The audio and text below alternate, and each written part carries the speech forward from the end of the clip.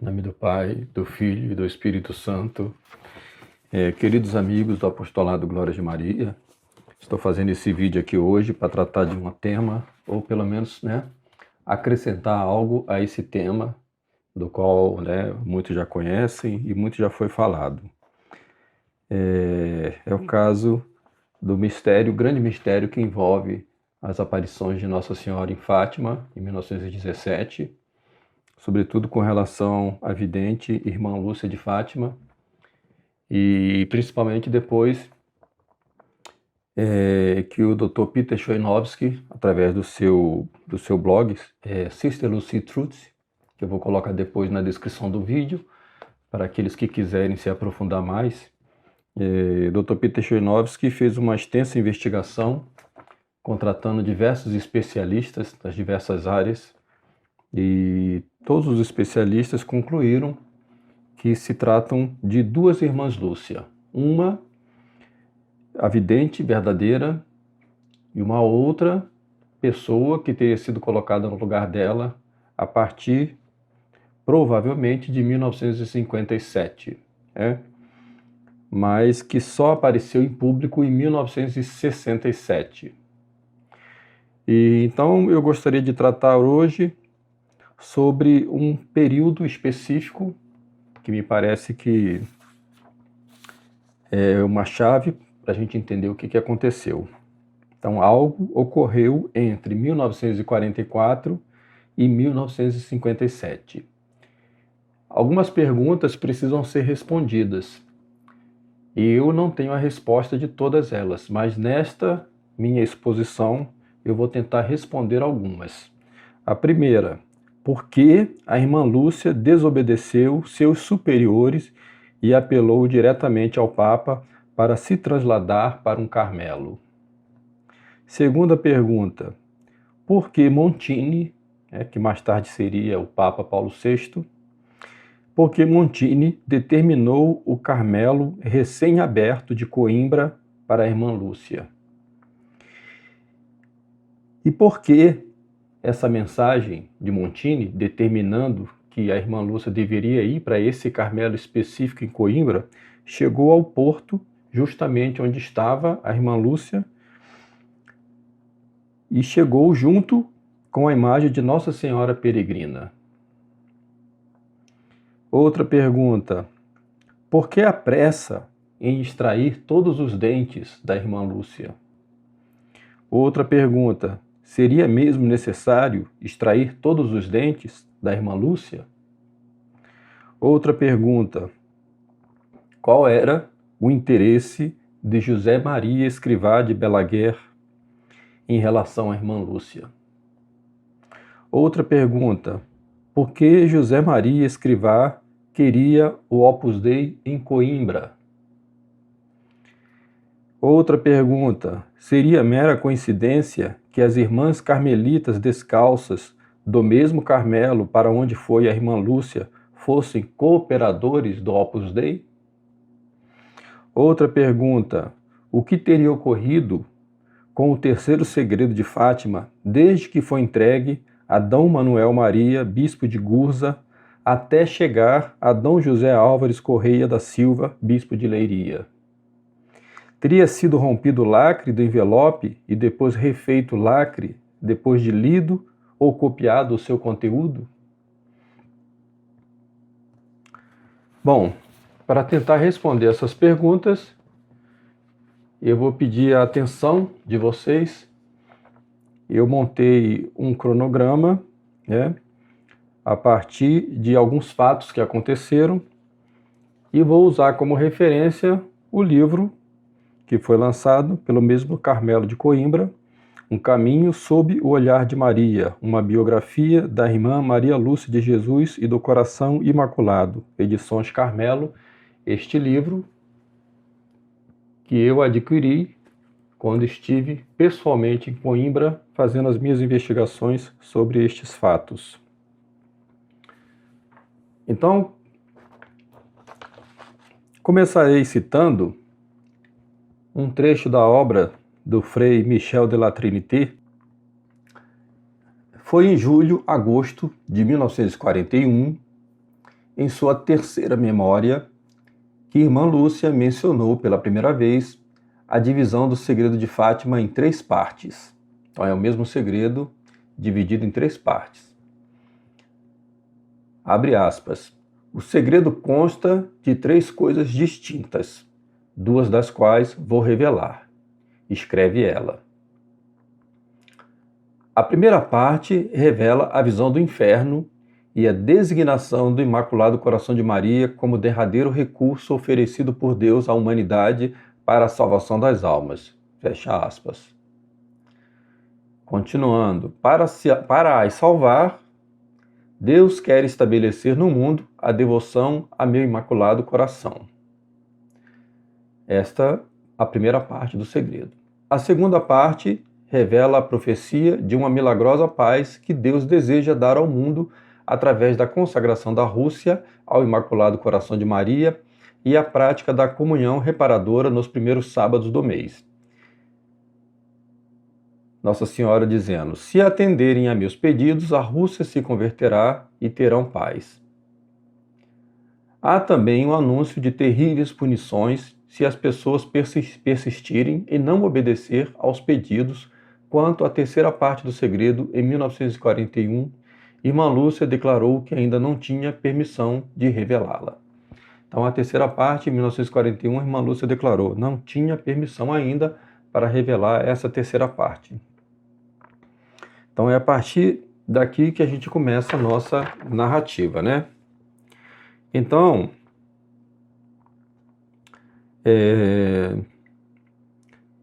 em 1940, a irmã Lúcia vai enviar a sua primeira carta ao Papa. O Papa, na época, era o Papa Pio XII. E essa primeira carta que ela vai enviar é a carta justamente que pede que seja feita a consagração da Rússia. Uma pergunta pode ser feita também. Por que essa demora em enviar essa carta ao Papa, já que Nossa Senhora tinha aparecido a Lúcia, na época era irmã Doroteia, em Tui, né? Era a irmã Dores. Nossa Senhora tinha aparecido para ela em 1929, desejando que fosse já, naquele momento, feita a consagração da Rússia. No entanto, né, esta carta só vai ser enviada em 1940. Então, vamos ler aqui no livro, né, o que diz essa carta.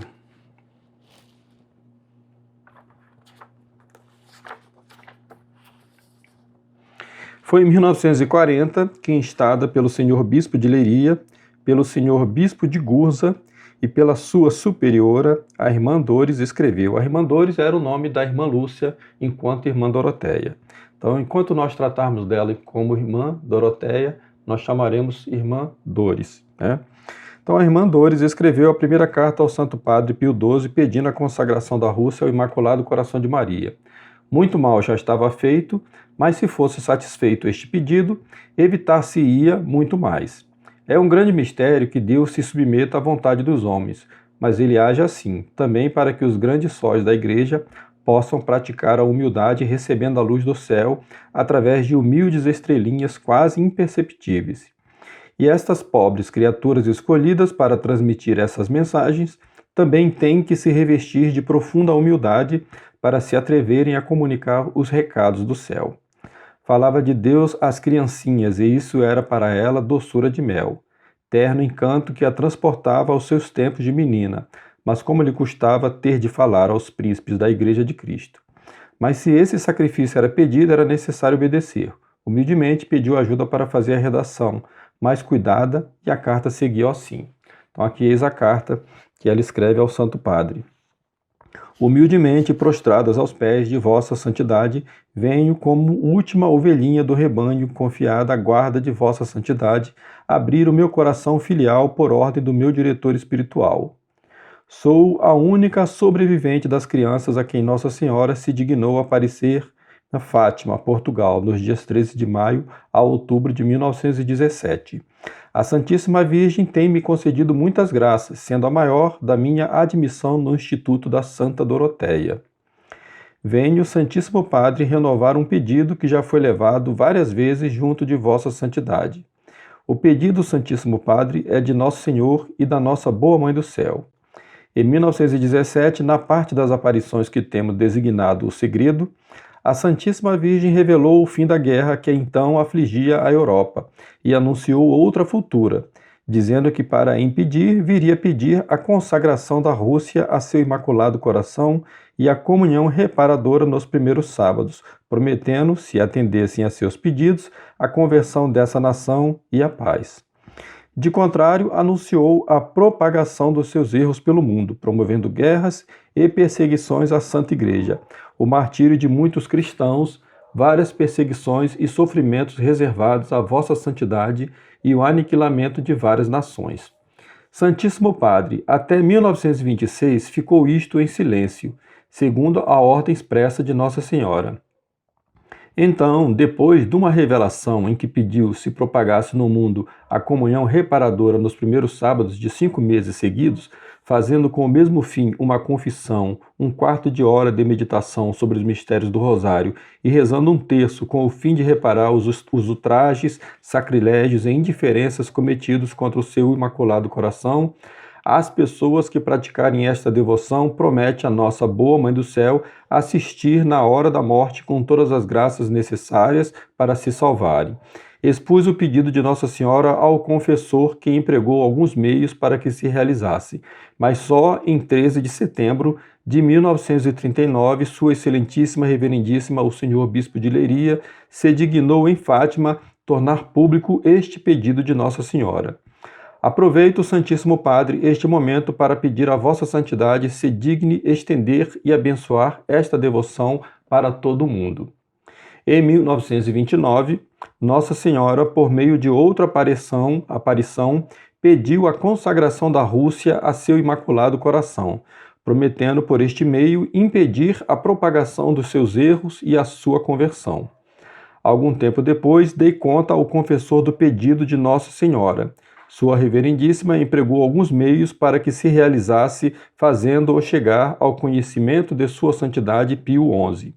Em várias comunicações íntimas, Nosso Senhor não tem deixado de insistir neste pedido, prometendo ultimamente, se Vossa Santidade se digna fazer a consagração do mundo ao Imaculado Coração de Maria, com menção especial pela Rússia, e ordenar que, em união com Vossa Santidade, e ao mesmo tempo a façam também todos os bispos do mundo, abreviar os dias de tribulação com que tem determinado punir as nações de seus crimes por meio da guerra, da fome e de várias perseguições à Santa Igreja e à Vossa Santidade. Sinto verdadeiramente, Santíssimo Padre, os sofrimentos de Vossa Santidade, e quanto me é possível, com as minhas pobres orações e sacrifícios, procuro minorá-los junto do nosso bom Deus e do Imaculado Coração de Maria. Santíssimo Padre, se é que na união da minha alma com Deus não sou enganada, Nosso Senhor promete em atenção à consagração que os excelentíssimos prelados portugueses fizeram da nação ao Imaculado Coração de Maria uma proteção especial à nossa pátria durante esta guerra, e que esta proteção será a prova das graças que concederia às outras nações se com esta se lhe tivessem consagrado. Agora, Santíssimo Padre, permita-me mais um pedido, que é apenas um desejo ardente do meu pobre coração, que a festa em honra da Imaculado Coração de Maria seja estendida a todo o mundo como uma das principais na Santa Igreja. Com maior respeito e reverência imploro a bênção apostólica. Deus guarde a vossa santidade, Tuí, Espanha, 2 de dezembro de 1940, Irmã Maria Lúcia. Bom, eis aqui então, a carta que a Irmã Lúcia envia para o Papa, já na ocasião, Papa Pio XII. No dia 12 de junho de 1941, dia de Corpus Christi, a Irmã Lúcia, através de uma nova visão, dessa vez Nosso Senhor pede a ela a união dos bispos da Espanha. Então vamos ver como se deu este fato.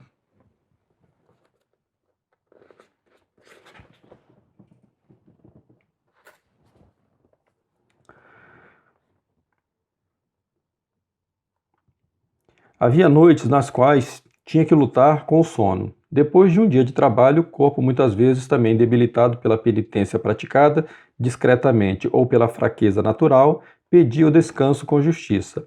Mas ela tinha sede de reparar o coração de Deus e de interceder pelo Santo Padre, pela Santa Igreja, pela conversão dos pecadores, pela santificação dos sacerdotes, pela Espanha e pela Rússia, que levava sempre no seu coração, rezava, suplicava, oferecia-se e às vezes o Senhor pedia mais um sacrifício.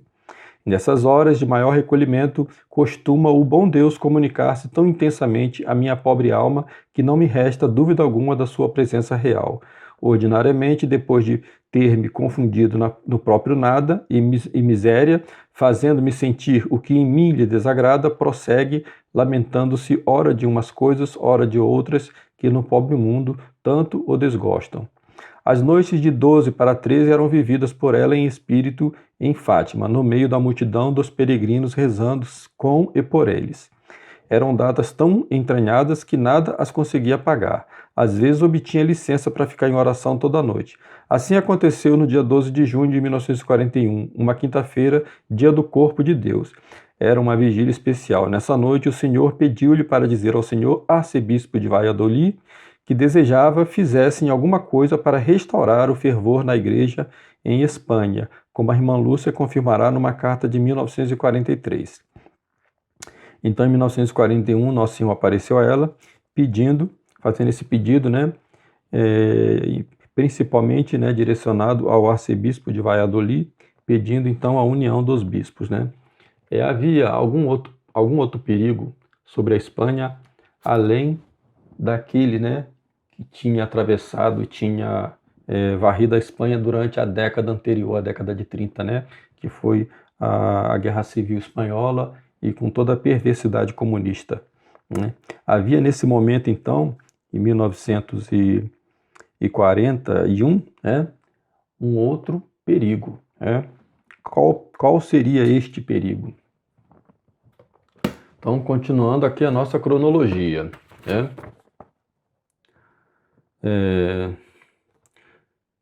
No dia 6 de 1943, uma nova mensagem aos bispos da Espanha. Nessa ocasião, ela recebeu a visita do arcebispo de Valladolid, Dom Antônio Garcia e Garcia. Dom Antônio Garcia e Garcia era o diretor espiritual da irmã Dores, a irmã Lúcia, enquanto irmã Doroteia. Nesta ocasião, dessa visita do arcebispo de Valladolid, a irmã Lúcia manifesta o desejo de se trasladar para um Carmelo, ou seja, ela não queria mais ser irmã Doroteia, ela gostaria de ser uma carmelita. Isso é um dado muito importante nessa história. Então isso se deu em junho de 1943. Dom Antônio Garcia, o arcebispo de Valladolid, vai apoiá-la nesse intento. Ele vai buscar, de todas as maneiras, conseguir com que se faça esse translado. Então, nós vamos para o ano de 1944, Então, no dia 3 de janeiro de 1944. O que aconteceu nessa data? O relato dramático do registro e da transmissão dessa importante mensagem começa em 1943. Então é sim nessa data que a irmã Lúcia consegue finalmente escrever a terceira parte do segredo. Nessa época, a irmã Lúcia vivia no convento das Irmãs Doroteias em Tui, Espanha. Em junho de 1943, ela de súbito cai gravemente doente. Este fato alarmou muito o bispo de Leiria, Dom José Correia da Silva. Ele temia que a irmã Lúcia morresse antes de revelar o terceiro segredo, e acreditava que a morte dela privaria a igreja de uma grande graça. O cônego Galamba, amigo e conselheiro do bispo, sugeriu-lhe então uma ideia audaz, que pedisse à irmã Lúcia para escrever sem demora o texto do terceiro segredo, e em seguida colocasse-o no envelope selado para que fosse aberto posteriormente. Atendendo ao pedido, no dia 15 de setembro de 1943, Dom José Corrêa da Silva, né, que era o bispo de Leiria, foi pessoalmente a Tuí, onde estava a irmã Lúcia, né, a irmã Doroteia, pedi-la que escrevesse o segredo, se ela quisesse. A vidente, porém, sem dúvida inspirada pelo Espírito Santo, não se contentou com essa vaga determinação. Exigiu do bispo uma ordem formal escrita. Este fato é muito importante. A mensagem final de Nossa Senhora está, bem como seus primeiros pedidos, relacionada a promessas extraordinárias. É uma graça inaudita que Deus oferece ao século XX, com o intuito de curar seus problemas urgentes. Mas é preciso que os pastores da Igreja tenham a fé e a docilidade necessárias para com os desígnios de Deus, para que sejam instrumentos dessa efusão de graça que Deus deseja deitar sobre o mundo através da terra, mediação de sua Mãe Imaculada. Repetindo, deitar sobre o mundo através da terna mediação de sua Mãe Imaculada. Em 1943, fez-se a vontade de Deus. O bispo de Leiria ordena à vidente a redação do terceiro segredo. Em outubro daquele ano, ou seja, o mesmo ano, 1943, Dom José Corrêa da Silva, o bispo de Leiria, atendeu ao pedido do cônego Galamba. Escreveu à irmã Lúcia ordenando-lhe formalmente que registrasse o segredo. Porém, novas dificuldades surgiriam. Na época, Lúcia foi acometida ao longo de quase 3 meses por uma misteriosa e terrível angústia. Ela relatou que toda vez que se punha a escrever o segredo, não conseguia fazê-lo. Vê-se aqui, sem dúvidas, a última investida de Satanás contra a mensagem de Maria Imaculada.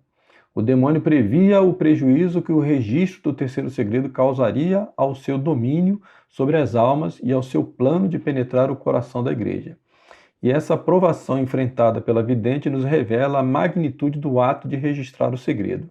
Na noite de Natal, irmã Lúcia confidenciou a seu diretor espiritual que ainda não havia conseguido cumprir a ordem do bispo. Então, lembrando que o diretor espiritual da irmã Lúcia, né, era o arcebispo de Valladolid.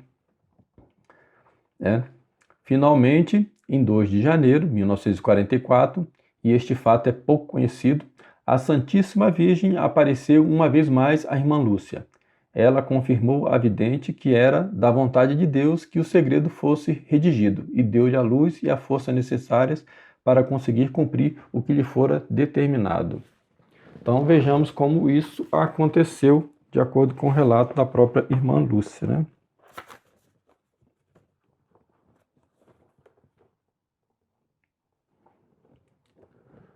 Vejamos.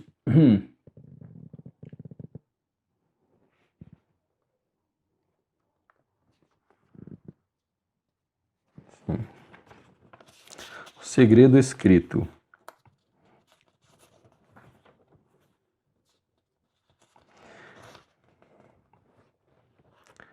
É muito interessante que o bispo de Valladolid, o seu diretor, né, espiritual, ele não a estimulava a escrever, ele a estimulava a ela transladar, né, ou seja, ela mudar de ser uma irmã Doroteia para se tornar uma carmelita, mas ele não a estimulava a escrever o terceiro segredo.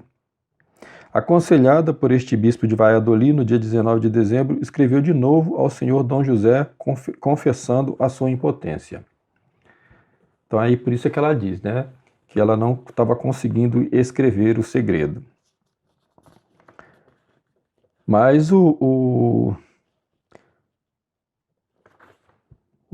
bispo de Leiria insiste para que ela escreva o segredo. Então, novamente, ela vai passar por toda essa angústia, e aqui ela diz que no dia 3, né, de janeiro de 1944, aqui a irmã Lúcia dizendo, né, narrando: ajoelhei-me junto da cama, que por vezes me serve de mesa para escrever, e de novo fiz a experiência sem nada conseguir. O que mais me impressionava era que, no mesmo momento, escrevia sem dificuldade qualquer outra coisa.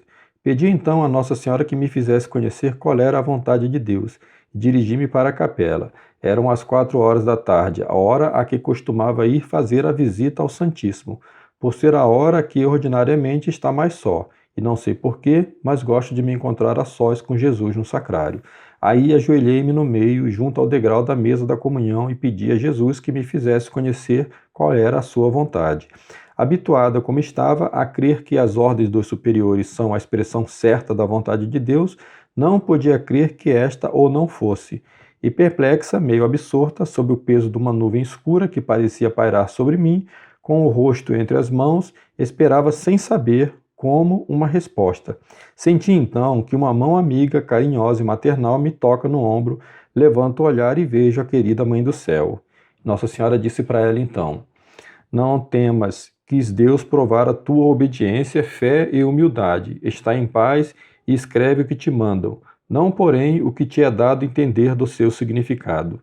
Depois de escrito, encerra-o no envelope, fecha-o, lacra-o e escreve por fora, que só pode ser aberto em 1960 pelo senhor cardeal patriarca de Lisboa ou pelo senhor bispo de Leiria. Ou seja, não havia a necessidade de ser o Papa a abrir este documento, né? Este documento poderia ser aberto tanto pelo cardeal patriarca de Lisboa como pelo próprio bispo de Leiria. Então, por essa razão é que a irmã Lúcia, então, consegue escrever o terceiro segredo, né? A terceira parte do segredo. Agora, outro dado importante, né, é com relação ao envelope fechado.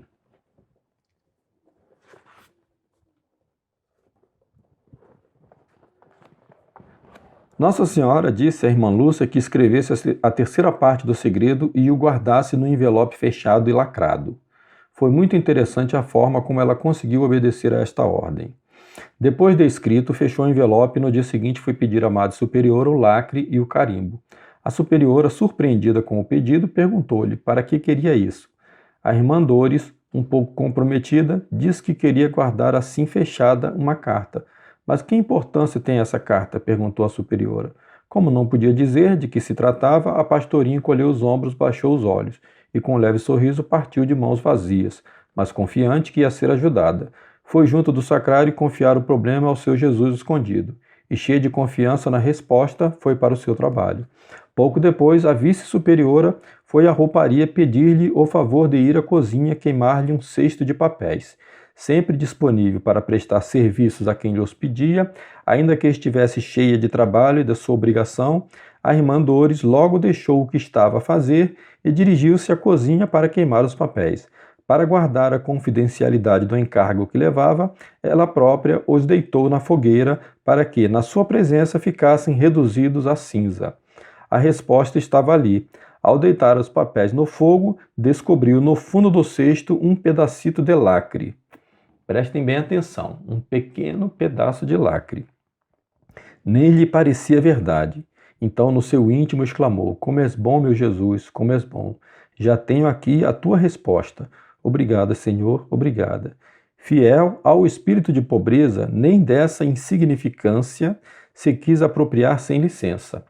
Ao entregar o cesto vazio, mostrou à vice-superior o pedacinho de lacre que encontrara e pediu licença para o utilizar. A madre achou graça, sendo uma migalha tão pequena. No seu entender, não podia servir para nada, e perguntou para que eu queria. A interpelada respondeu que queria colar um papel, e para isso serviria. Sorrindo, a madre disse-lhe que ficasse com aquela riqueza. E foi com ele que lacrei a carta. Na verdade, o pedacinho era tão pequeno que para o derreter tinha que pegar-lhe com os bicos do alicate. Mas bem-aventurados os pobres de espírito, porque deles é o reino dos céus. Renovei o meu voto de pobreza e agradeci ao Senhor ter me dado mais esta ocasião de o praticar. Então observem bem, né? Que Deus deu à irmã Lúcia a oportunidade de lacrar este envelope contendo uma coisa tão importante como era essa mensagem, essa terceira parte do segredo, com um pequenino pedacinho de lacre que para queimar ela precisou usar um alicate. Então isso aqui é um dado importantíssimo, né, no desenrolar dos fatos. Este envelope ficou com a irmã Lúcia, né, durante bastante tempo, justamente porque faltava alguém de confiança para que isso fosse levado até o bispo de Leiria.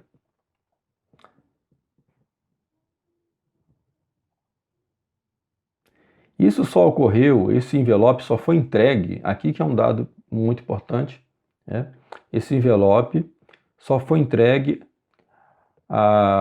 ao bispo de Leiria quando a irmã Lúcia encontrou aquela pessoa a quem ela confiava, que era Dom Manuel Maria, o bispo de Gurza. Então a irmã Lúcia entregou o envelope para o bispo de Gurza, Dom Manuel Maria, para que ele o levasse até o bispo de Leiria. Isto se deu em junho de 1944. Então ela escreveu o segredo em janeiro, mas só em junho é que foi enviado para o bispo de Leiria. A pergunta que eu faço e que é fundamental nessa nossa investigação aqui é o que aconteceu durante esse traslado, do momento em que ela entrega o envelope selado, né, para Dom Manuel Maria, o bispo de Gurza, desde esse momento até este envelope chegar ao bispo de Leiria, o que aconteceu? Esta é a pergunta que eu faço. E o que eu vou dizer a partir de agora vai se basear exatamente nessa hipótese do que teria acontecido, né, nesse translado.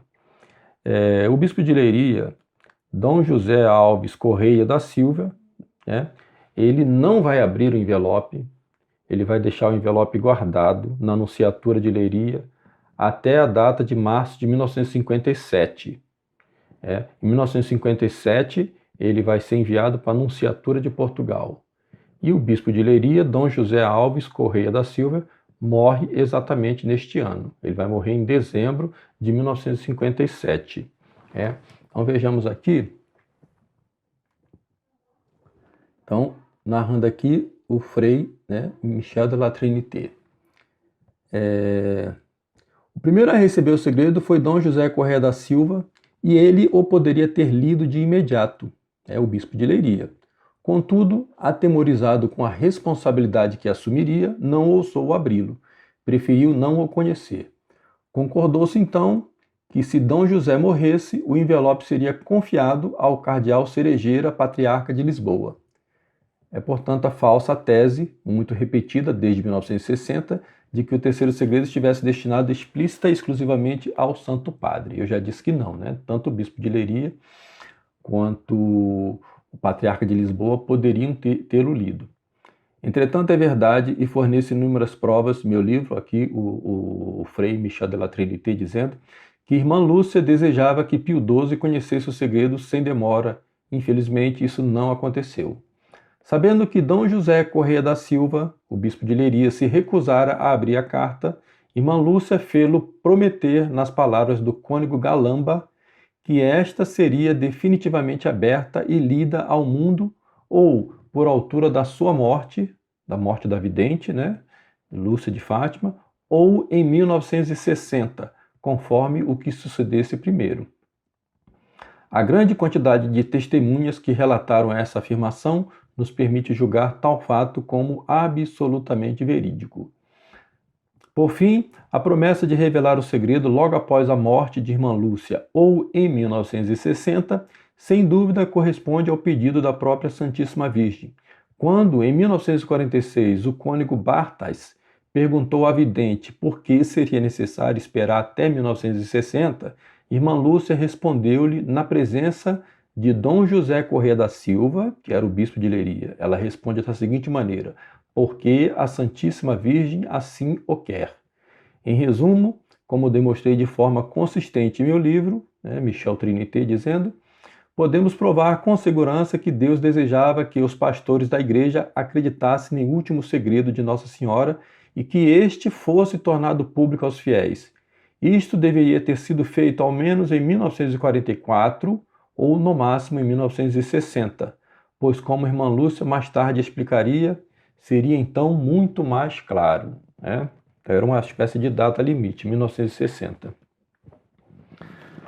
Então, coisas misteriosas vão começar a acontecer a partir desse momento que ela escreve, né, esse documento. Para a gente entender essa sequência que vai se dar agora, é muito importante entender também o que se deu na Espanha, né? Afinal de contas, a irmã Lúcia, nesse momento, era a irmã Dores, era uma irmã Doroteia em Tui, na Espanha, né? Então, na Espanha foi fundado o Opus Dei, no dia 2 de outubro de 1928, por José Maria Escrivá de Balaguer, né? Então, para a gente entender um pouquinho do que é o Opus Dei depois vai virar uma prelazia, né? No seu início não era ainda, mas eu vou dar um pequeno resumo porque algo aqui é importante para nós. Então, os fiéis da prelazia, né? O Opus Dei, são os supernumerários, a hierarquia mais alta, são adscritos, numerários e numerárias auxiliares. Então, são leigos, podem ser casados, podem ser homens, podem ser mulheres, né? Esses estão abaixo dos supernumerários. Depois tem a Sociedade Sacerdotal da Santa Cruz. Aqui já é um clero formado especificamente dentro do Opus Dei. E depois tem os cooperadores. Então, chamar atenção aqui para os cooperadores. Quem são os cooperadores do Opus Dei? Eles não pertencem à prelazia, mas colaboram com ela de alguma forma. Muito bem.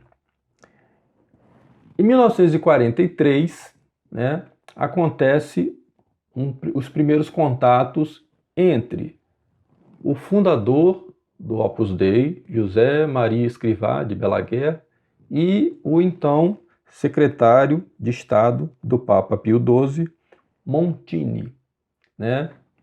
Montini seria mais tarde o Papa Paulo VI. Nós estamos aqui ainda no ano de 1943. Montini ouviu falar de Escrivá, ficou muito empolgado com este homem, né?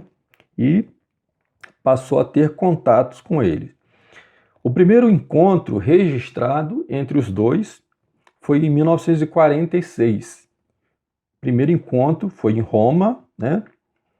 Montini, nessa época, era substituto da Secretaria de Estado. Significava que ele tinha acesso a toda a documentação, toda a correspondência que chegava ao Santo Padre Pio XII. No dia 2, em fevereiro de 1945, Dom José Lopes Ortiz, que era o bispo de Tui, né, onde estava a irmã Dores, a irmã Lúcia, consegue um encontro entre Escrivá e a irmã Lúcia. Então, no próprio blog, né, do Opus Dei, tem aqui a descrição desse encontro. Então, ele é, né, foi beatificado, foi canonizado. Então, é São José Maria. Conheceu a irmã Lúcia em fevereiro de 1945. Tinha ido a Tui, em Espanha, encontrar-se com o bispo, seu amigo Dom José Lopes Ortiz, que era o bispo de Tui. A irmã Lúcia, vidente de Fátima, encontrava-se então num convento em Tui. O bispo quis que José Maria a conhecesse. A conversa foi providencial, uma vez que a irmã Lúcia pediu insistentemente ao fundador que fosse a Portugal. Ou seja, a irmã Lúcia teria pedido, né, ao fundador do Opus Dei que fosse a Portugal, para poder assim apressar os começos do trabalho do Opus Dei em terras portuguesas. A viagem está nos seus planos apostólicos, mas não naquele momento, entre outras coisas porque não tinha passaporte. Mas isso não foi um obstáculo, pois com um telefonema para Lisboa, a irmã Lúcia obteve para José Maria Escrivá e para os que o acompanhavam a autorização necessária. Assim, a pedido da irmã Lúcia, a viagem que o fundador e Álvaro Del Portillo tinham iniciado no dia 29 de janeiro em Espanha conheceria um imprevisto prolongamento em solo português, né? José Maria Escrivá pensava em estender o Opus Dei, primeiramente, né, para a França, em Paris. Depois ele muda de ideia e decide-se finalmente por Portugal. Então, aqui no blog do Opus Dei diz que isso se deu justamente por causa dessa conversa dele. Foi uma conversa privada com a irmã Lúcia, não há, né, nenhum registro disso, a não ser aquilo que o próprio escrivá disse, né? No dia 5 de fevereiro estiveram no Porto e saudaram o bispo D. Agostinho de Jesus Souza. No dia seguinte foram convidados a almoçar com o bispo de Leiria, a diocese onde Fátima se situa. Visitaram o santuário de Nossa Senhora de Fátima, então quase terminado. Em Ajustrel, Zé Maria Escrivá conheceu várias famílias que participaram nos acontecimentos históricos. Foi fotografado junto da mãe da Jacinta. Em Fátima, o fundador do Opus Dei confiou a Nossa Senhora o futuro trabalho apostólico em Portugal. Visitaria Fátima muitas outras vezes nos anos posteriores para rezar diante de Nossa Senhora. Então, aquela pergunta que eu fiz, né? Qual o interesse que teria, né, o José Maria Escrivá na irmã Lúcia? Sobre essa conversa que José Maria Escrivá teve com a irmã Lúcia, Dom José Lopes Ortiz conta o seguinte: entre outras coisas, disse-lhe mais ou menos: irmã Lúcia, tendo em conta tudo que dizem de si e de mim, se ainda por cima formos para o inferno. O padre contou-me que a irmã Lúcia ficou pensativa e disse com grande simplicidade: é verdade, tem razão. José Maria ficou muito satisfeito ao comprovar a sua humildade. Então, uma conversa estranha, né? Um diálogo bem estranho. Escreveu a Madre Superiora do Convento de Carmelitas Descalço de Coimbra em janeiro de 2001. Então, isso aqui é muito interessante, né? Quando teve, né, as declarações, né, que foram feitas após o anúncio da canonização do Beato José Maria Escrivá. Então, procure lá depois no Vatican News, aqui também está no blog do Opus Dei, o que diz a Madre Superiora, né, do Convento das Carmelitas Descalças de Coimbra, exatamente onde a irmã Lúcia foi, para onde a irmã Lúcia foi, né, em 1948, 49. Então, a Madre Superiora disse em 2001, por ocasião, repito novamente aqui, né, por ocasião da canonização do Beato José Maria Escrivá, ela diz: como cooperadoras do Opus Dei, desde há várias décadas, queremos manifestar a nossa alegria pela já próxima canonização do Beato José Maria. Então, aqui, né, ela confessa que são cooperadoras do Opus Dei desde várias décadas. Bom, isso é um dado muito importante, muito importante. Bom,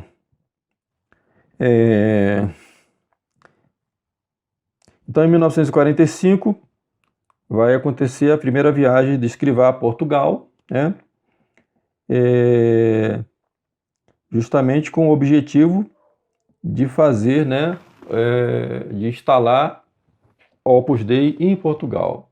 E isso vai acontecer de fato justamente em Coimbra, na cidade de Coimbra. Então o Opus Dei em Portugal vai se iniciar em Coimbra, mesmo lugar, né, para onde vai depois a irmã Lúcia, né? Então, a irmã Lúcia, ela está com esta ideia, né, fixa de sair de Tui, na Espanha, e se tornar uma carmelita. Ela quer ir para o Carmelo de qualquer maneira. Então vejamos como é que ela vai se comportar nesse período, né? Ela vai fazer uma primeira tentativa em julho de 1946, né? Então vamos ver como é que acontece isso.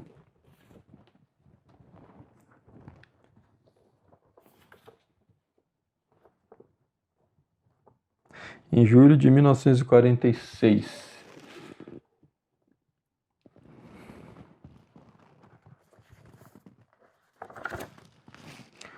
Vejamos. No fim de julho de 1946, recebeu a visita de uma grande amiga, a senhora Dona Olímpia Pereira Coutinho. Esta senhora ofereceu à irmã Dores a possibilidade de ir a Roma, pagando-lhe a viagem, e a outra irmã que fosse designada para a acompanhar, se para isso lhe fosse concedida licença. ficou com o coração em festa. Ir a Roma, poder ver o Santo Padre e poder falar-lhe. No primeiro momento a licença foi-lhe concedida, mas algum tempo depois foi retirada.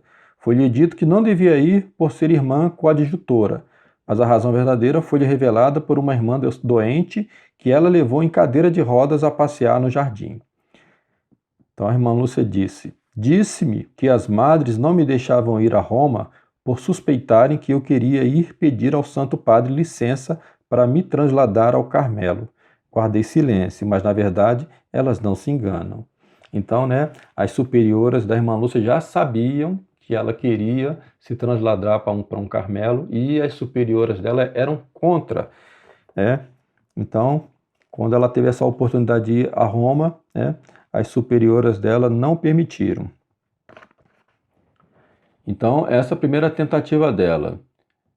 E sempre o bispo de Valladolid, que era o diretor espiritual dela, sempre está disposto a ajudá-la. Então, vai haver uma segunda tentativa no dia 6 de fevereiro de 1947. Então, no dia 6 de fevereiro de 1947, com a recomendação do senhor bispo de Leiria, foram falar com a irmã Dores, dois sacerdotes dominicanos. Então, naquela ocasião, estavam terminando de construir o Santuário de Fátima, e um desses sacerdotes dominicanos, ele era escultor. Então, ele queria saber mais ou menos a descrição de Nossa Senhora, para ele poder fazer a imagem que ficaria lá, no topo da igreja, do Santuário de Fátima. Então, ele teve a permissão de falar com a irmã Lúcia, a irmã Dores. Então, foram dois sacerdotes. Um deles, que era o escultor, era o padre MacGlinnon. MacGlinnon, que desejava as indicações precisas para fazer uma imagem do Coração Imaculado de Maria. Durante 3 dias, a irmã Dores, na companhia de alguma madre, deu as indicações para fazerem a maquete, que serviria de modelo para a imagem. Como surgissem alguns assuntos a que deviam acudir, as madres designadas para a acompanharem deixaram-na só por alguns espaços de tempo. Numa dessas ocasiões, o padre MacGlinnon disse que seguiria para Roma e ia ter uma audiência com o Santo Padre. A pastorinha saltou-lhe o coração e exclamou: "Que sorte!" Então o padre perguntou: "Por quê? Gostava a irmã de falar com o Santo Padre?" Ao que a pastorinha respondeu: "Oh, se gostava, mas isso não é para mim, não tenho essa sorte." Prontamente o sacerdote ofereceu-se para tudo o que ela quisesse. Refletindo no seu coração, pareceu-lhe que Deus lhe deparava uma oportunidade única e era por causa de Nossa Senhora que essa porta se abria.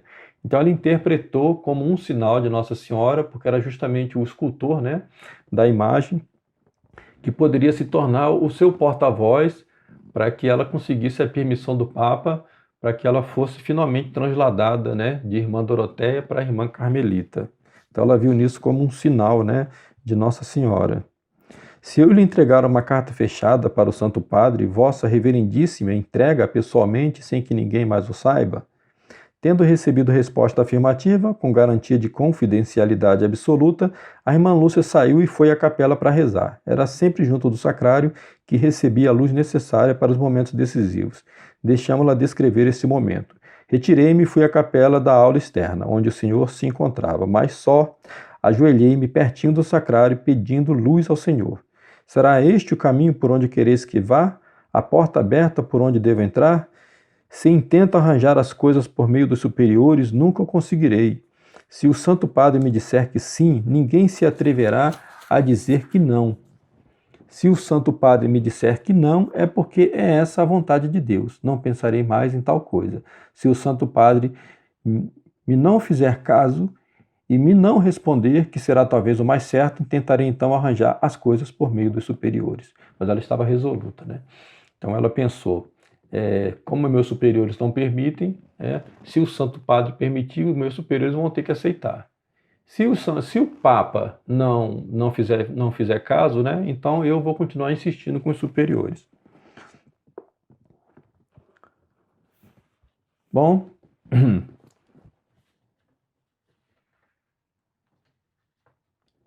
então ela recebe a resposta, De fato, o padre MacGlinnon vai entregar a sua carta diretamente, à secretaria de Estado do Papa. Muito provavelmente quem recebeu isso foi o Montini, né?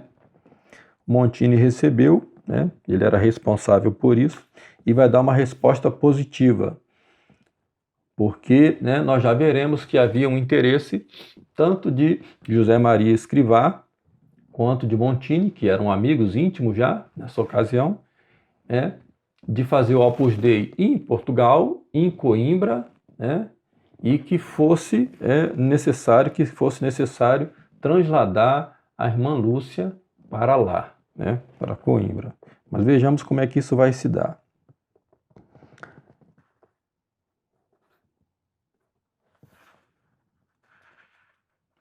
Passado 2 dias, fui chamada ao Paço Episcopal do Porto e fui acompanhada pela madre provincial. O senhor bispo primeiro falou com a madre e em seguida falou a sós com a irmã Dores, a qual notificou que tinha recebido do Santo Padre uma carta em resposta a que ela tinha escrito a sua santidade, ordenando que lhe facilitasse a entrada num Carmelo. O senhor bispo mandou-a pensar durante 8 dias. Durante 8 dias para pensar e depois dar uma resposta. A irmã Dores respondeu que achava desnecessário pensar mais, pois tinha a decisão tomada. Mas o senhor bispo exigiu que fosse pensar melhor. A irmã Lúcia descreve-nos a cena seguinte. Então aqui desenrola-se um drama, né? Com a sua superiora. O senhor bispo mandou de novo entrar a madre provincial, que se mostrou muito aflita. Sua Excelentíssima procurou animá-la e encarar as coisas como sinal da vontade de Deus, disposta a aceitar generosamente qualquer que fosse o remate. O senhor bispo deu-nos a bênção e, beijando o sagrado anel, despedimo-nos. No carro, até a casa, a madre provincial chorou todo o tempo. A mim, cortava-me o coração, queria consolá-la e não podia, porque a única coisa que a podia consolar era eu dizer-lhe que desistia da ideia de ir para o Carmelo. E isso eu não o podia dizer, porque sentia que era outra a vontade de Deus. Seria a vontade de Deus ou seria a vontade dela? Né?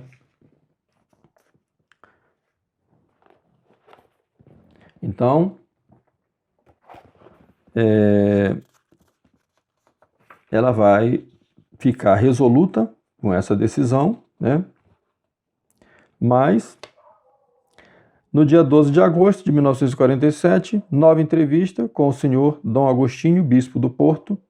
Ele perguntou à irmã Dores para qual Carmelo desejava ir, ela sugeriu o de Viana de Castelo, por estar mais retirado. Além disso, a prioresa de lá era sua conhecida, mas o prelado queria que ficasse no Porto, para o que achava prudente esperar até a comunidade se normalizar, visto ser uma fundação ainda recente e devia renovar e reforçar os elementos comunitários. A irmã Dores anuiu a proposta, até porque a prioresa do Porto também era sua conhecida. Só queria que se resolvessem as coisas com rapidez. O senhor bispo, porém, disse de novo que a licença que tinha não era suficiente.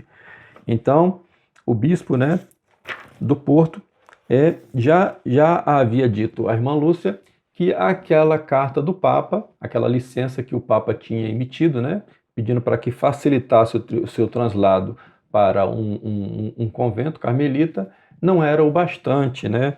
Precisava de outros documentos, de outras autorizações, né? Então ela ficou bastante frustrada, né? Esta afirmação da carta do Santo Padre não ser válida para a sua transferência para o Carmelo foi uma enorme interrogação para a irmã Dores. Chega a duvidar e pede novamente um sinal que a orienta no meio desta noite. Então, novamente, ela vai pedir um sinal. Ela vai se dirigir ao sacrário pedindo luz e força. Sei, ó meu bom Jesus, que não devemos abusar da tua bondade, pedindo sinais. Mas não me leves a mal, que nas circunstâncias em que me encontro te peço um. Sabeis como a madre provincial tem proibido que me mandem falar a pessoa alguma de fora. Pois bem, se até o dia 15, festa da Assunção da nossa querida Mãe do Céu, cá vier um sacerdote carmelita e me mandarem falar-lhe, terei isso como um sinal certo de que vós quereis que vá para o Carmelo. Se isto se não der, então não sei. Talvez por condescendência com as minhas superioras desista, não sei. Dai-me luz e força. Ela continuava resoluta pedindo um sinal do céu, né? Para que ela pudesse ir para um Carmelo. Ela dizia que fazia esta opção pelo Carmelo porque a vida dela estava se tornando insuportável devido, né, às visitas constantes, né, de pessoas que conseguiam, através de amigos, uma maneira de conversar com ela e fazer perguntas sobre as aparições, né, e sobre tudo o que envolvia, né, Fátima. Então, ela preferia ficar num lugar mais isolado, né? Ela preferia, né, ficar sob a proteção dos muros. Bom, como ela não conseguia essa permissão nunca vinha, né? Já tinha vindo do Papa, mas não era bastante. Precisava de outras congregações também para que ela pudesse se trasladar para o Carmelo. Então ela resolve escrever pessoalmente para o Papa. Então ela faz uma carta para o Papa, né? E pede para que se leve ao correio essa carta. E aí, né? Vai acontecer o seguinte fato, né? Então essa seria agora, né, a terceira tentativa dela.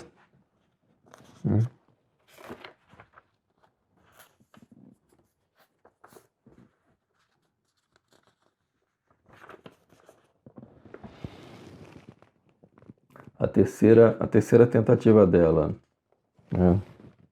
Então, era o fim de outubro de 1947. Em janeiro do ano seguinte, durante a visita canônica à comunidade, falou novamente com o senhor bispo do Porto, que lhe disse mais uma vez que era preciso esperar e que ainda não tinha entregue à prioresa do Carmelo a carta que em outubro tinha mandado escrever à irmã Dores pedindo a sua admissão no mosteiro.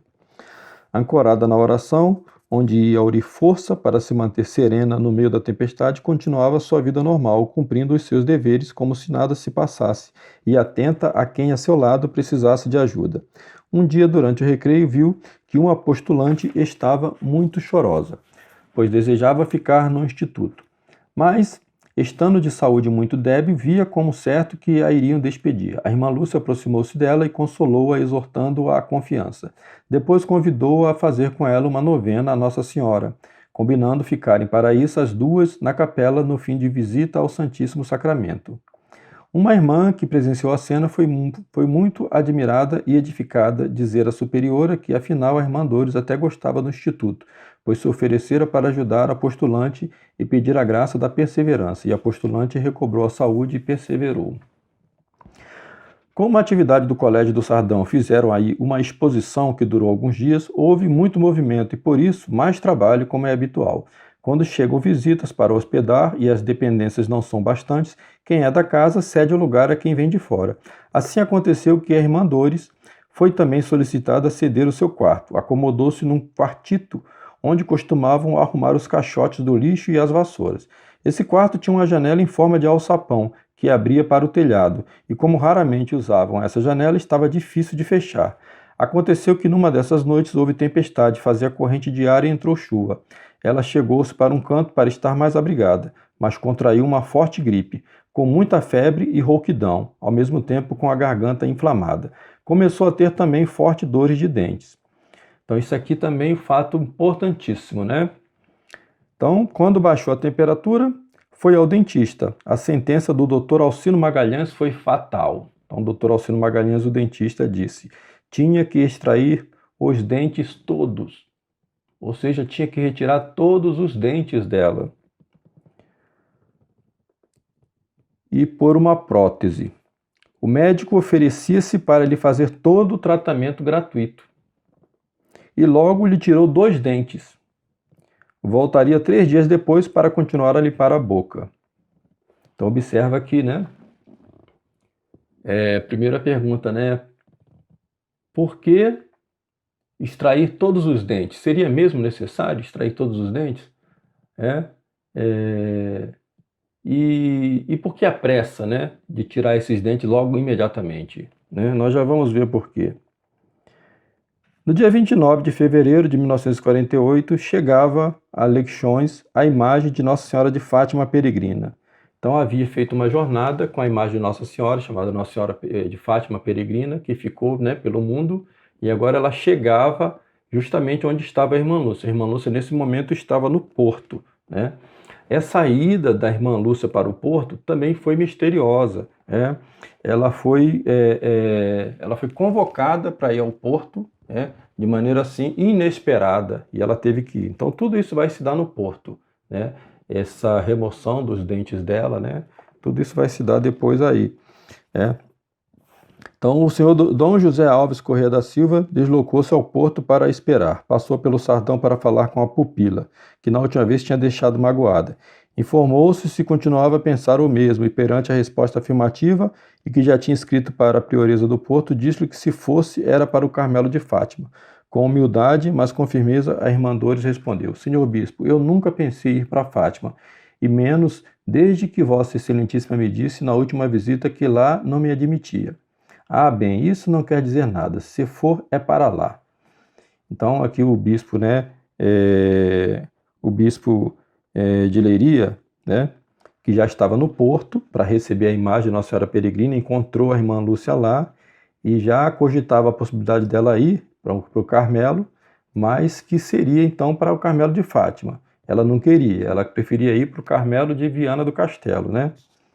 Isso não sei, Dom Agostinho, quer que eu fique aqui no Carmelo do Porto, e a mim também me parece melhor. Ou o Carmelo do Porto, onde ela estava nesse momento. O senhor bispo despediu-se, dizendo que ia encontrar-se com Dom Agostinho e resolviam. Perguntou-lhe ainda se tinha dote. Ela contava com a herança dos pais, que poderia vender ou conservar, e deixava isso à decisão dos superiores. Nessa época, era pedido um dote às candidatas, embora não fosse uma questão rígida.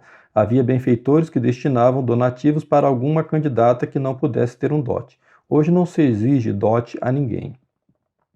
No dia 5 de março, ao chegar de extrair mais 2 dentes, já tinha tirado mais 2 dentes, foi informada que fora chamada ao paço episcopal. Saiu imediatamente e desta vez o senhor bispo não estava contente com ela. Deixemos que a irmã Lúcia nos conte como foi o encontro. Apenas lá cheguei, o senhor bispo recebeu-me na sala e disse-me: é para lhe ralhar. Então foi escrever outra vez para Roma? Escrevi sim, porque Vossa Excelentíssima dizia que era preciso outra licença que nunca mais cá chegava.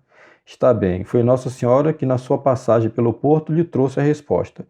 Escreveu Monsenhor Montini, preste atenção, Monsenhor Montini, a dizer que o Santo Padre manda que lhe facilite o traslado para o Carmelo. Não para o Carmelo do Porto, como eu desejava, nem para o de Fátima, como queria o senhor bispo de Leiria. Vai para o Carmelo de Coimbra. Então, quem determinou que ela fosse para o Carmelo de Coimbra foi Montini, né? E, novamente, né, ela interpretou como uma resposta de Nossa Senhora, né, porque foi justamente, né, com a comitiva que trazia a imagem de Nossa Senhora Peregrina que veio a resposta de Montini. Ora, pode-se pensar também que Montini sabia, né, que a irmã Lúcia, se essa resposta viesse com a imagem peregrina, para ela, né, seria uma confirmação da vontade de Deus, né? Foi da maneira como ela interpretou. Bom, então nós estamos aqui no ponto em que estão, né, extraindo os dentes da irmã Lúcia e o ponto da transladação dela para o Carmelo de Coimbra, né?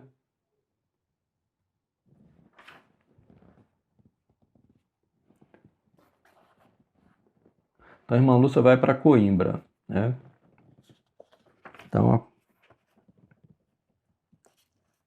Então aqui um fato muito interessante, né? Regressando do dentista, recebeu a notícia de que a sua entrada no Carmelo de Coimbra estava marcada para o dia 25, quinta-feira santa. Esta notícia deixou-a aterrada. Assim tão rápido? Assim a meio do tratamento da boca? Por se tratar de quem era e para a proteger, os senhores bispos trataram tudo com o Carmelo sem que a candidata conhecesse a comunidade que a recebia e sem que a comunidade conhecesse a candidata, o que é raríssimo acontecer. E se isso acontece, há pelo menos troca de correspondência. Com a irmã Lúcia, nem isso se fez. Foi o bispo de Coimbra, Dom Antônio Antunes, do Opus Dei, que no dia 12 de março escreveu à prioresa perguntando se tinha uma cela vaga com o pobre mobiliário de Carmelita para receber uma nova pretendente com grandes dotes de humildade, espírito de sacrifício, devoção a Nossa Senhora, etc. Não lhe disse de quem se tratava.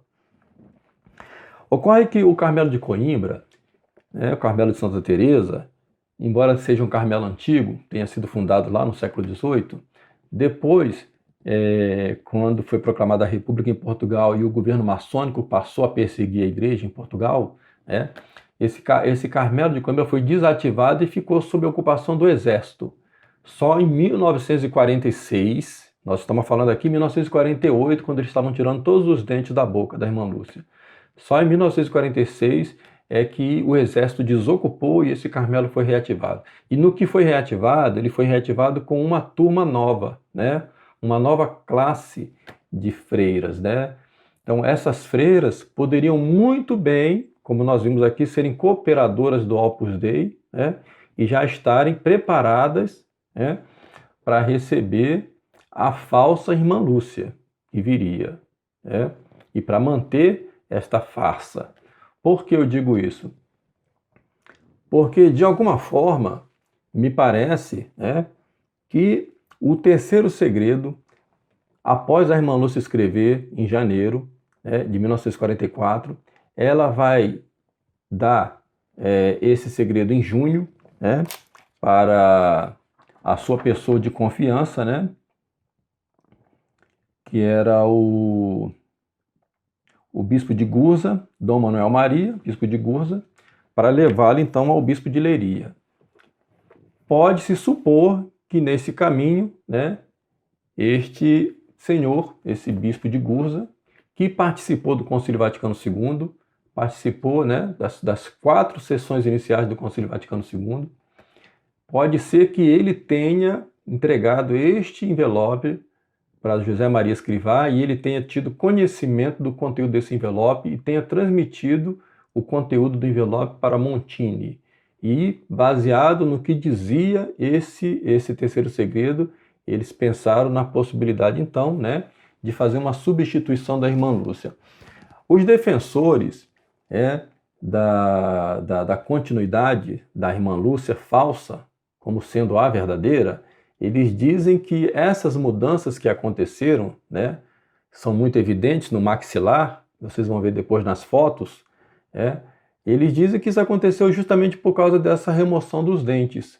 E eu digo que essa remoção dos dentes foi feita exatamente para isso, para facilitar essa substituição.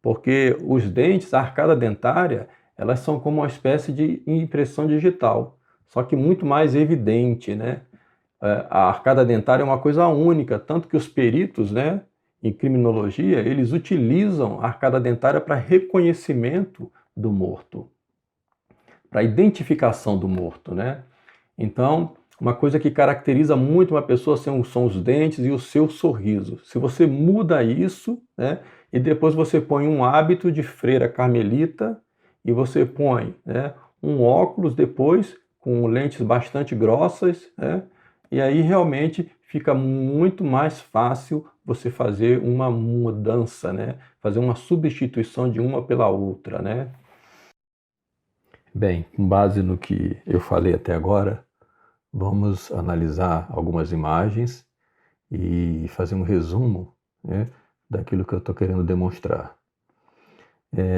Primeira coisa, de alguma forma, José Maria Escrivá de Balaguer e Giovanni Battista Montini sabiam o conteúdo do terceiro segredo antes que este chegasse ao bispo de Leiria, D. José Alves Correia da Silva.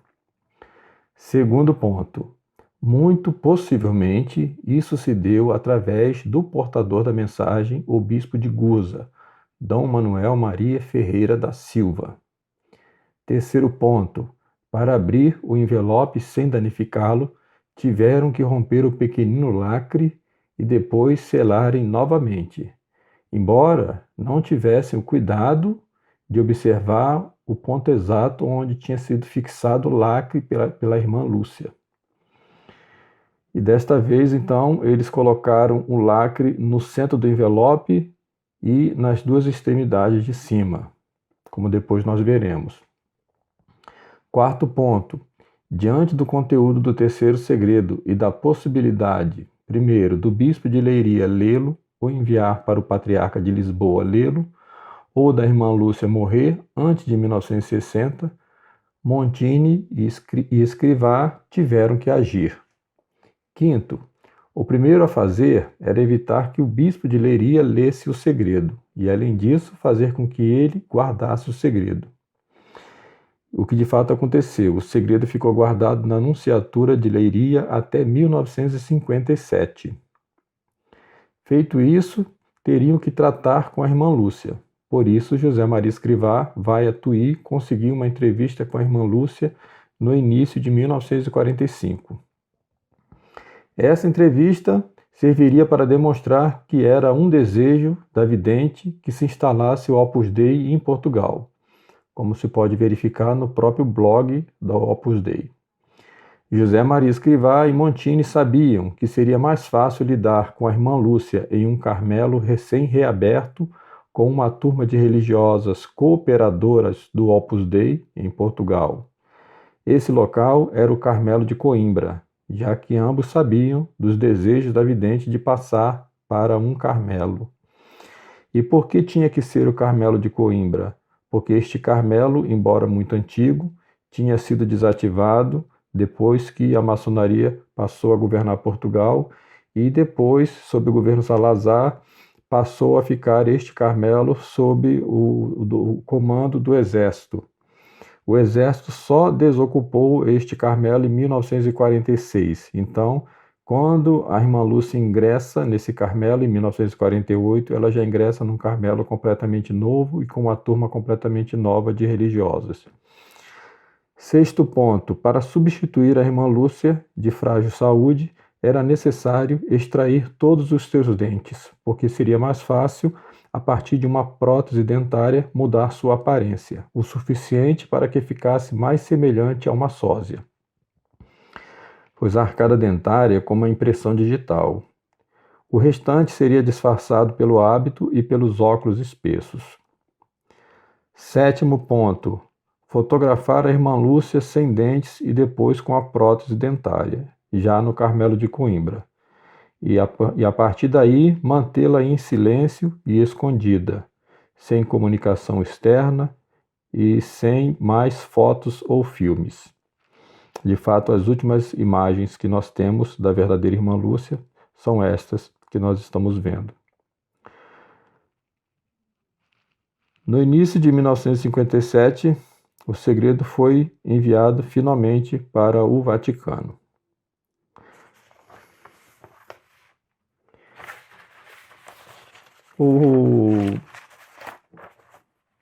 O jornalista Antônio Sotti publicou um livro chamado O Quarto Segredo de Fátima. E o cardeal Bertone, que então era o secretário de Estado do Papa Bento XVI, em 2006, deu uma entrevista à televisão italiana. E nessa entrevista que ele pretendia dar uma resposta ao livro de Antônio Sotti, que se chamava O Quarto Segredo de Fátima, ele acabou revelando sem querer muitas coisas interessantes. Então, no primeiro momento, nós vemos um envelope grande com o selo do bispo de Leiria, Dom José Alves Correia da Silva. Observe que o selo não foi rompido e o envelope foi aberto por cima através de um recorte. Esse foi o envelope através do qual o bispo de Leiria enviou o segredo em março de 1957 para a Nunciatura de Portugal. Agora, o cardeal Bertone retira outro envelope endereçado ao bispo de Leiria, com a caligrafia da irmã Lúcia. Notemos que esse envelope não está lacrado, por isso o cardeal Bertone o abriu normalmente. Agora, ele retira o envelope que nos interessa. Observem que ele possui os 3 lacres. Lembrem-se que a irmã Lúcia, em suas memórias, descreve que utilizou um pequenino pedaço de lacre que, para o derreter, teve que segurá-lo com um alicate. O cardeal Bertone demonstra a caligrafia da irmã Lúcia e a ordem expressa de Nossa Senhora para abri-lo e revelá-lo ao mundo em 1960 pelo bispo de Leiria ou pelo patriarca de Lisboa, e não necessariamente o Papa. Esse é o mesmo envelope que Monsenhor Venâncio viu contra a luz e registrou as medidas do papel que havia em seu interior, 12 centímetros por 18 centímetros. O cardeal Bertone abre o envelope por cima, novamente, e mantém os 3 lacres intactos. Estranhamente, retira outro papel e dá as medidas de 9 centímetros por 14 centímetros e de dentro deste papel retira outra folha, contendo o terceiro segredo, que o Vaticano revelou em 2000. Antônio Sotti afirmou que nos envelopes mostrados por Bertone faltava uma frase de João 23, que Monsenhor Capovilla, que era o secretário de João 23, na ocasião em que ele leu o segredo, em 2 entrevistas, primeiro a Horácio La Rocca, na República, de 26 de 6 de 2000, e depois a Marco Tossati, no livro O Segredo Não Revelado. Capovilla contou que em 1959, quando o Papa leu o terceiro segredo, disse ao mesmo Capovilla que fechasse o envelope escrevendo sobre ele: "Não faço nenhum julgamento, porque a mensagem pode ser uma manifestação do divino e pode não ser." Esta frase não se encontra em nenhum dos envelopes demonstrado pelo cardeal Bertone.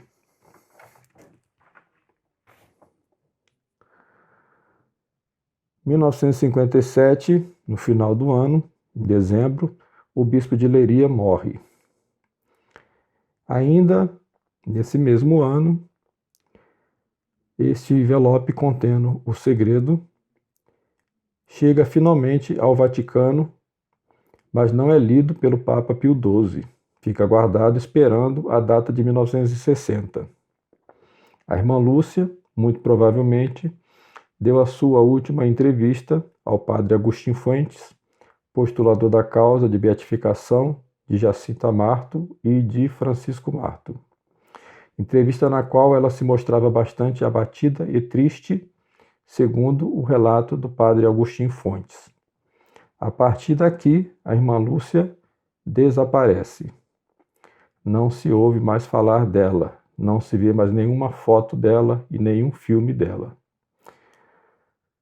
Em 1959, João 23 leu o segredo. Ele leu o segredo, mas já havia convocado o Concílio Vaticano II em janeiro deste ano. E, portanto, decide arquivar o segredo sem revelá-lo. Em 1963, Montini se torna o Papa Paulo VI. Em 1967, Paulo VI vai a Fátima. Nessa ocasião, ocorre o reaparecimento da irmã Lúcia, ou uma nova irmã Lúcia, sorridente, com uma postura totalmente diferente daquela vidente de Fátima. O jornal Voz de Fátima publicou uma série de fotos da irmã Lúcia com o Papa Paulo VI. O Dr. Peter Chojnowski, no blog Sister Lucy Truth, comprovou que essas fotos publicadas pelo jornal Voz de Fátima eram fotos falsificadas. Elas foram manipuladas, eram montagens, como podemos ver agora nessas imagens. A partir de 1967, essa provável falsa irmã Lúcia passou a defender todas as mudanças ocorridas na Igreja após o Concílio Vaticano II. Não é impossível que tenha ocorrido uma substituição da vidente de Fátima por uma impostora. Quem era essa impostora? Não sabemos. Porém, casos de pessoas que assumiram outras identidades não é raro na história. De fato, há pessoas que passam a acreditar que são outra pessoa. Esse foi o caso, por exemplo, de Anna Anderson, que viveu muito tempo pensando ser a princesa Anastácia Romanov. E o que teria acontecido com a verdadeira irmã Lúcia? Não tenho essa resposta, mas confio no bom Deus e na sua justiça. Do Pai, do Filho e do Espírito Santo. Amém.